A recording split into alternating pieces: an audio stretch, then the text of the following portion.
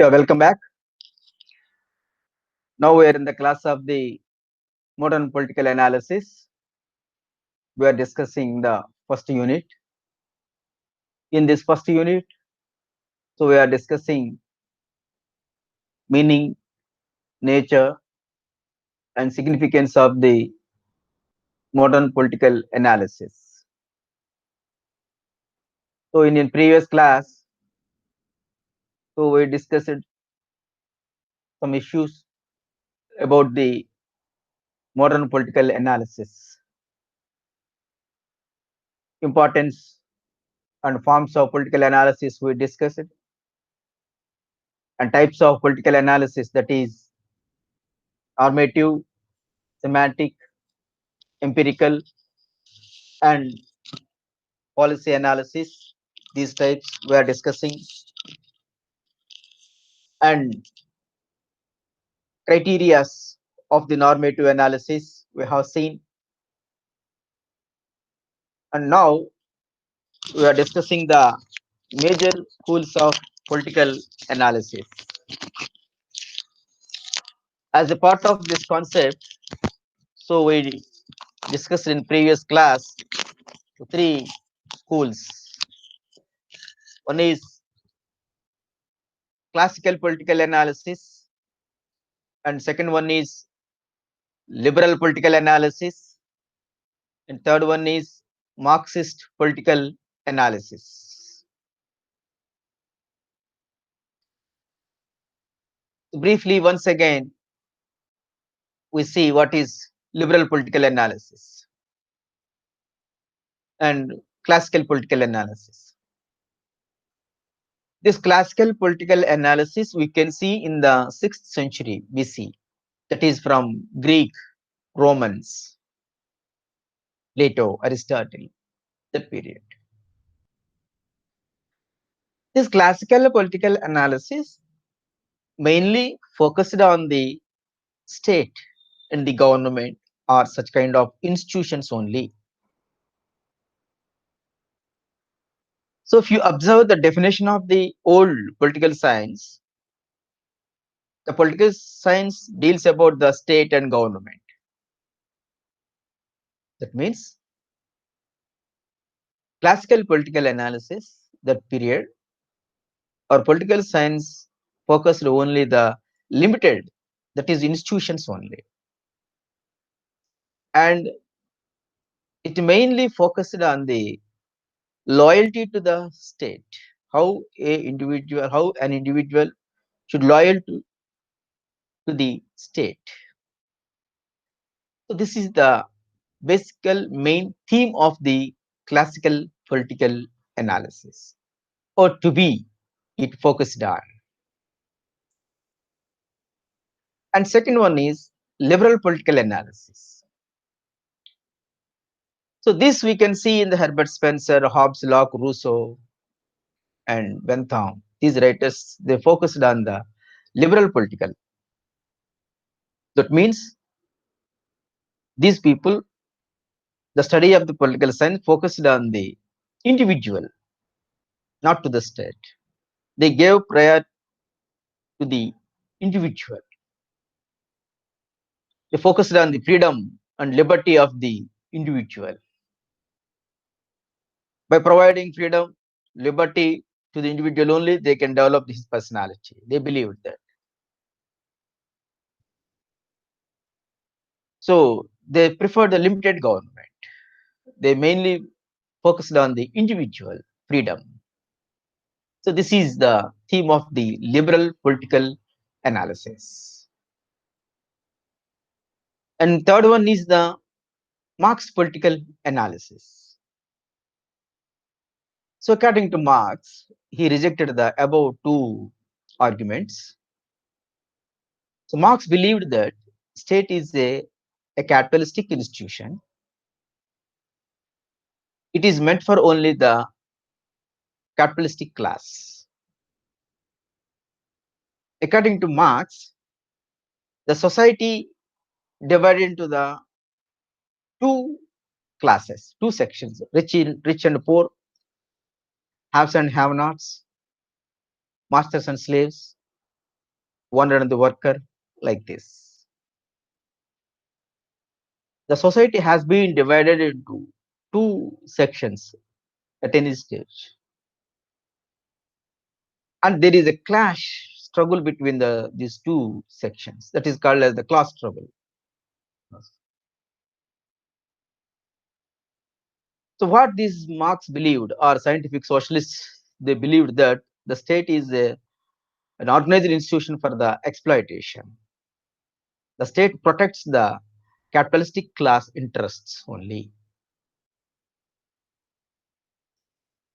So they wanted to abolishment of the state. The state should be written away. Then only the people, the individual can enjoy the original equality and original liberties, freedom. This is the Marx argument. Marx. So now another concept is empirical scientific political analysis. That means it gives, it is quite opposite to the traditional approach.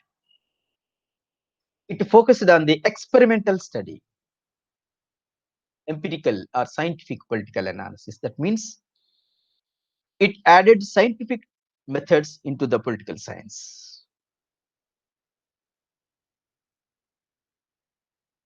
Find out the facts, not only the values. It focused on the actuals, actually what's happening. After Second World War, the study of the political science nature has totally changed. Yes.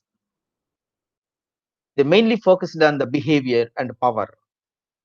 What are the main themes of the political science or politics? The entire politics revolve around the power. And all these political activities are influenced by the human behavior. Not only the institutions, the people's ruler and rules behavior. So this is the theme of the empirical or scientific political analysis.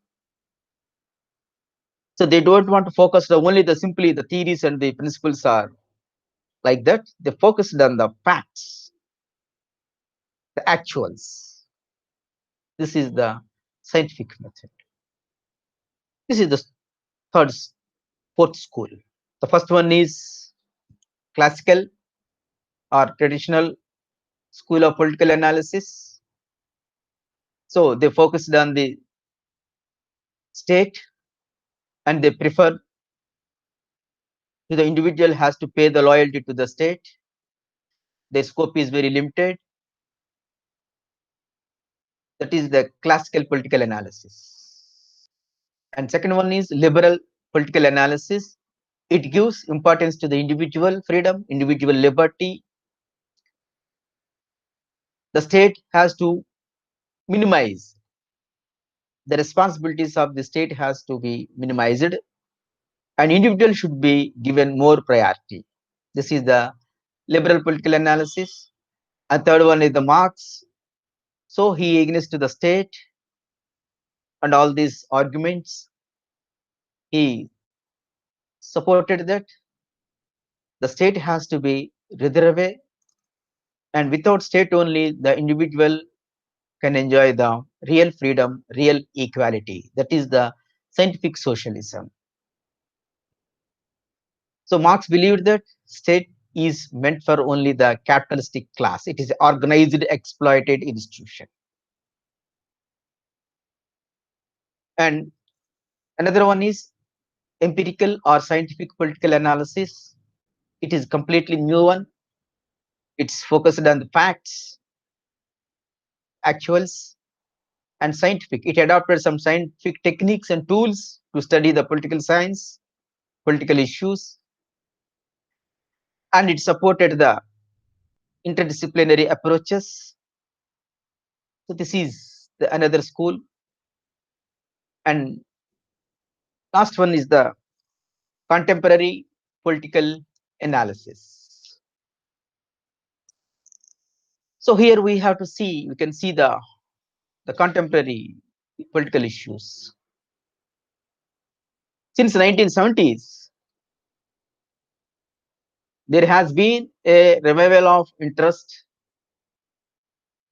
in political theory in USA, Europe, and other parts of the world. At the heart of this renaissance has been the emerging clash of values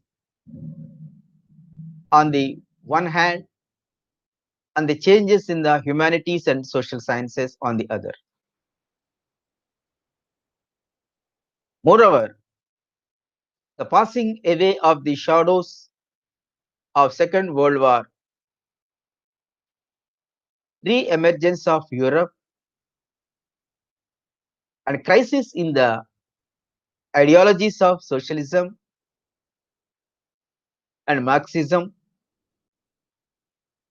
brought about a new fluidity in political ideologies. Whether it is Marxism or socialism, liberalism or democracy, all stand challenged, and new powerful social movements are seeking to redraw the issues in political theory.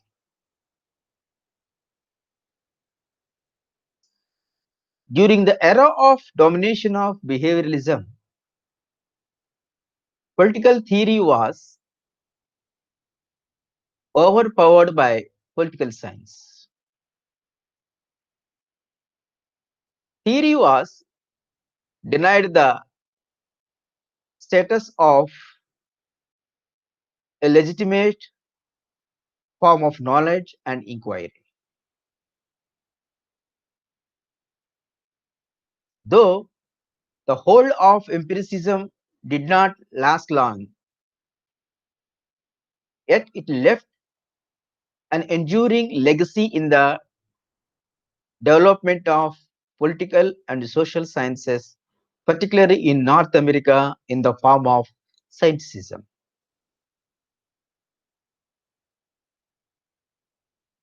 The encouragement for the degeneration of political theory came from many sources. While a number of thinkers, such as Thomas Kuhn,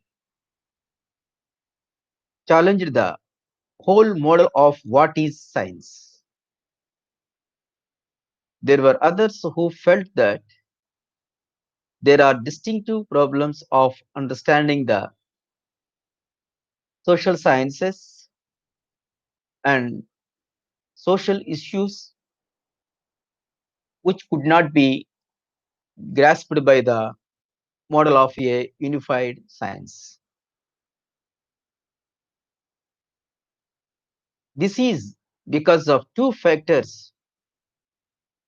Firstly, the object of social sciences is the self interpreting social being, and different thinkers interpret the social issues differently.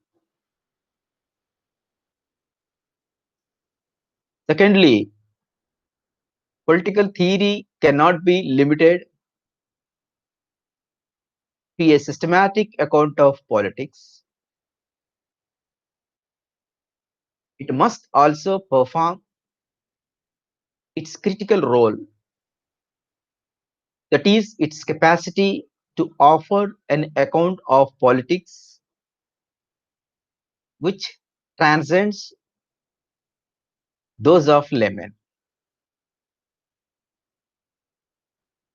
As a result of the great debates, a number of important innovations in the study of political theory followed. Though it is not possible to give a detailed account of these developments, a few distinctive features of the contemporary political theory can be summarized as follows. One, an important feature of empirical theory was its break with history. Contemporary political theorists believe that political theory must not be disassociated from history. Political theory has once again been renewed as history of political thought.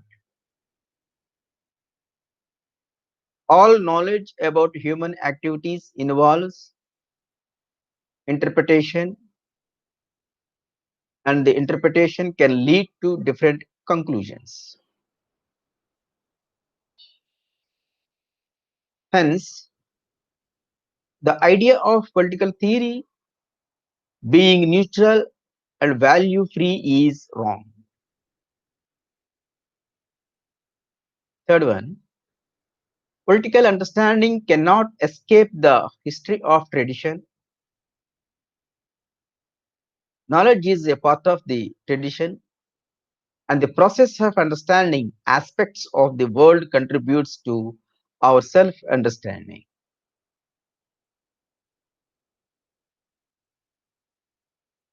However, the process of self understanding is never complete. History does not belong to us, but we belong to history.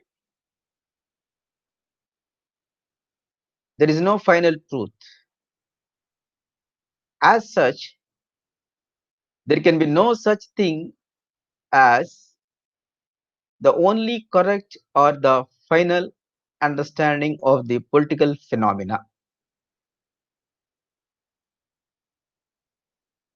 The meaning of a text on political theory is always open to further interrelations from new perspectives. Fourth one, political theory is concerned with conceptual analysis.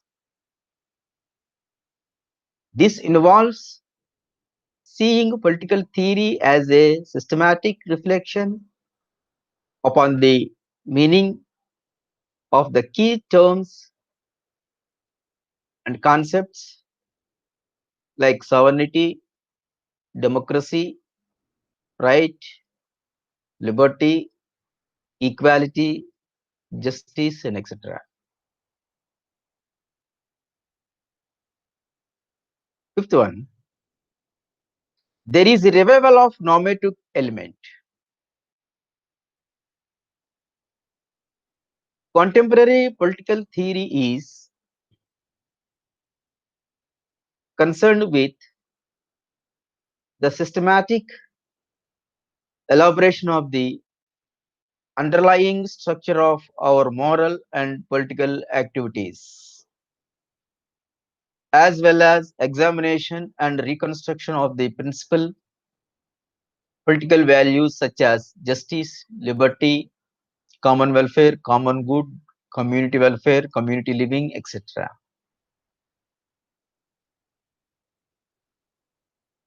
Sixth one, theory is concerned with both abstract theoretical questions and particular political issues. This is due to the belief that consideration of political concepts without a detailed examination of the condition of their realization may not be able to bring out the actual meaning of the concept. Political theory should be problem oriented and should probe issues like democracy, market, equal opportunities in such contexts. Political theory is a theoretical aspect of political science trying to construct a theory on the basis of observation. In short, According to David Held, contemporary political theory involves four distinct tasks. Firstly, it is philosophical. That means it is concerned with the normative and conceptual framework.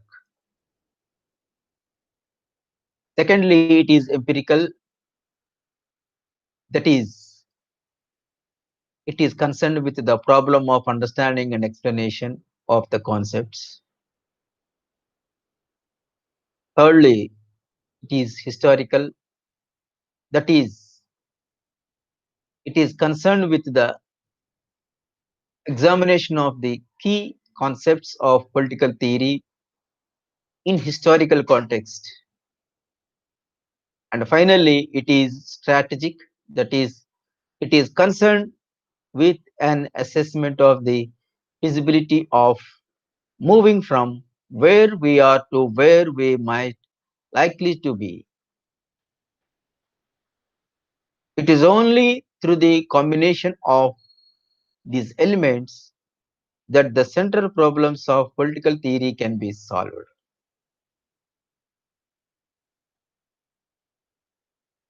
The extent and nature of political science can be studied from different angle and from different perspectives. So finally, so before conclusion of this topic, what we can understand here, the nature of political science, the modern political analysis, the modern political science can be studied from different angles, different perspectives. Mainly, one is observation, second one is generalization, explanation, prediction, and clarifications.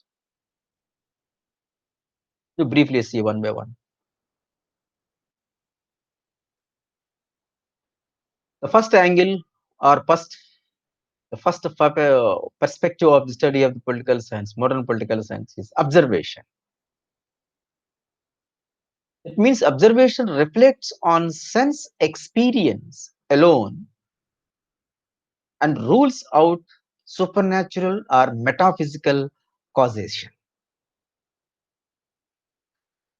That means we have to observe a phenomena, or if you observe an incident, it gives the real sense of experience. And we can avoid the some wrong notions or wrong beliefs or supernatural or metaphysical causations. You can avoid it. We can focus on only the exact facts. For example, how Indian democratic system is working. We have to observe our democratic system.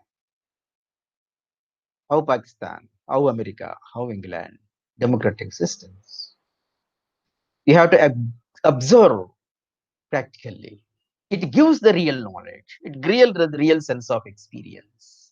Instead of reading on paper and hearing and from there and there, if you observe practically, we will get some real experience and sense of knowledge. So this is the observation. That means the modern political science, they prefer that a new angle is observation of the phenomena or observation of a situation, observation of a concept or whatever. And second one is the generalization. Generalization is particularly based on observation of regularities leading to establishing the relation and correlation between different factors of variables.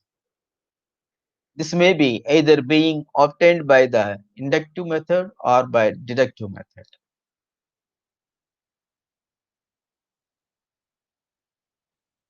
That means inductive method and deductive method. That means particular to general, generalized to particular. Generalization means here, yes, we have to, when you observe a particular, for example, a particular issue is there, particular problem is there, we have to identify and observe the particular section. whatever you find out from a particular section of a particular sample, we can apply to the remaining sections also. For example, if you take what are the problems of the Andhra Pradesh youth? For example, youth is there in Andhra Pradesh. This Andhra Pradesh youth are suffering from these two, three problems. That is unemployment or lack of some skill education, skill knowledge, something. Whatever the things we find out, these things we can apply to the whole India youth. And if you find out some solutions or some problems for the developing countries, it applicable to the all the developing remaining all developing countries. That is called as the generalization. If you find out some things from the a particular section or a group, that may be applicable to the remaining sections also. Yes, that is the generalization. And third one is the explanation.